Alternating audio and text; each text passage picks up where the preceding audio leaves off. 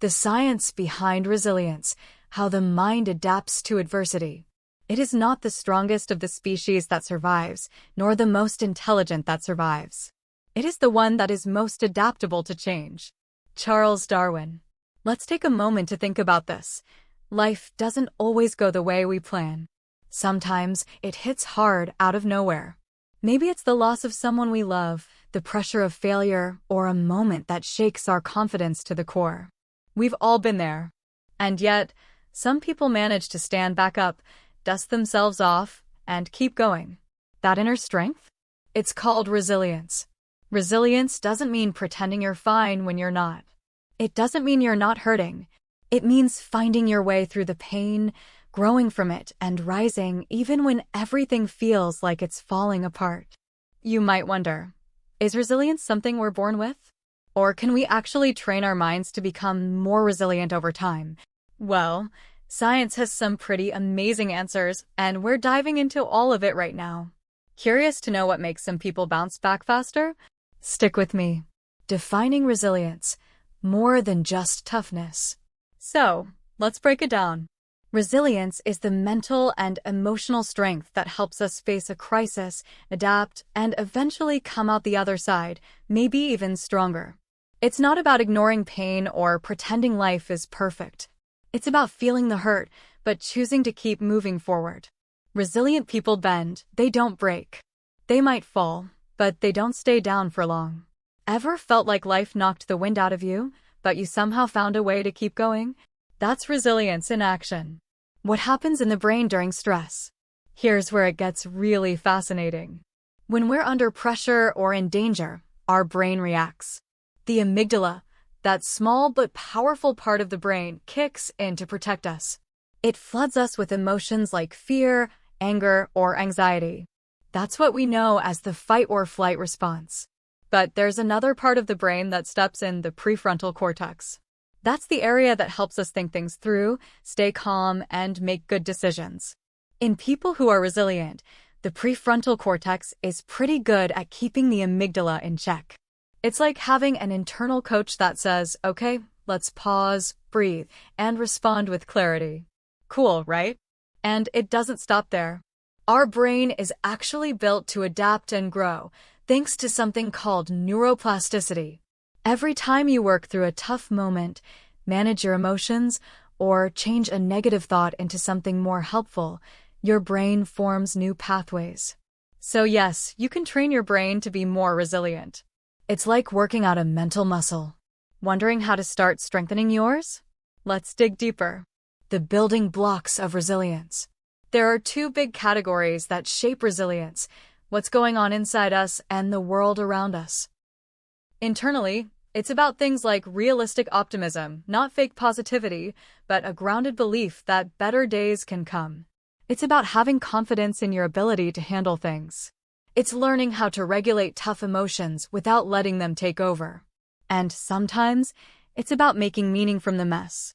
Externally, resilience gets a big boost from the people and environments we're in. Having someone who believes in you, a friend, a mentor, a community, that's powerful. And so are cultural or spiritual beliefs that give you strength or a sense of purpose when things fall apart. Think about it. Who or what do you turn to when life gets hard? That might be one of your pillars of resilience. Leading theories on resilience. Now, one of my favorite ideas comes from Dr. Ann Maston. She calls resilience ordinary magic. Why? Because it's not rare. It's not reserved for superheroes. It's a natural ability that lives in all of us, especially when we're in safe, supportive environments. And here's another powerful framework: the 7 skills of resilience. Things like emotional awareness, impulse control, optimism, empathy, problem-solving, and reaching out for help. These aren't fixed traits, they're skills you can develop. So, even if you don't feel resilient right now, guess what? You can grow that part of you.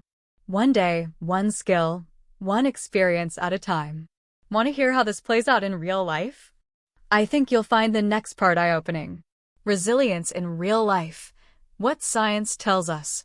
Let's talk about kids who grow up in really tough situations: poverty, abuse, instability. Studies show that many of these kids still manage to thrive. And one of the biggest reasons? Having at least one stable, supportive adult in their life. Just one. That's how powerful human connection is. It can literally protect and shape the brain. We also see resilience in people who've survived natural disasters, war, or major loss. Over and over, research shows that those who heal the fastest are often those with strong social ties. Resilience isn't just built alone, it grows in community. Even people facing chronic illness tend to do better when they stay hopeful, spiritually grounded, and emotionally supported. It's a reminder, resilience isn't about avoiding hardship.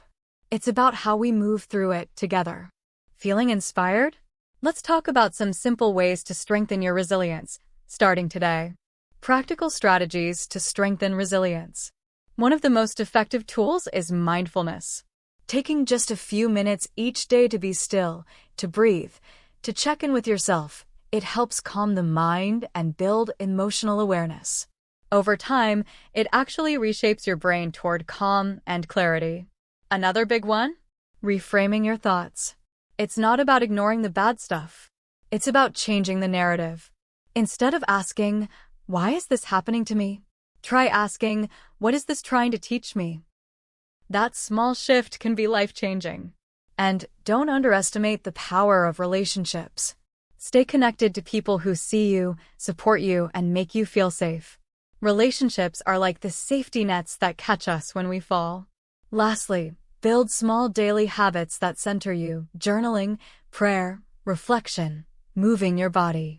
Rituals like these create a stable mental foundation that helps you weather storms when they come. Feeling a little more equipped already?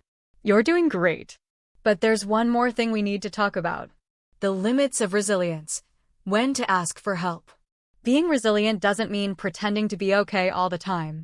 It doesn't mean being strong 24/7. Sometimes, the most resilient thing you can do is ask for help. Therapy, counseling, support groups, medication. These aren't weaknesses, they're tools. And choosing to use them is an act of courage. Because healing is not linear. And you don't have to do it alone. Closing thoughts. Growing through what we go through. Here's the truth. Resilience isn't about avoiding pain. It's about growing through the pain. It's choosing to stand, even when life tries to push you down. And the most beautiful part? Science shows us that we're wired to adapt, to rise, to keep going. So, if you're in a hard season right now, take heart. That quiet strength inside you? It's there. And it's enough. You may not control all the events that happen to you, but you can decide not to be reduced by them. Maya Angelou. You are not broken. You are becoming. And your story isn't over yet.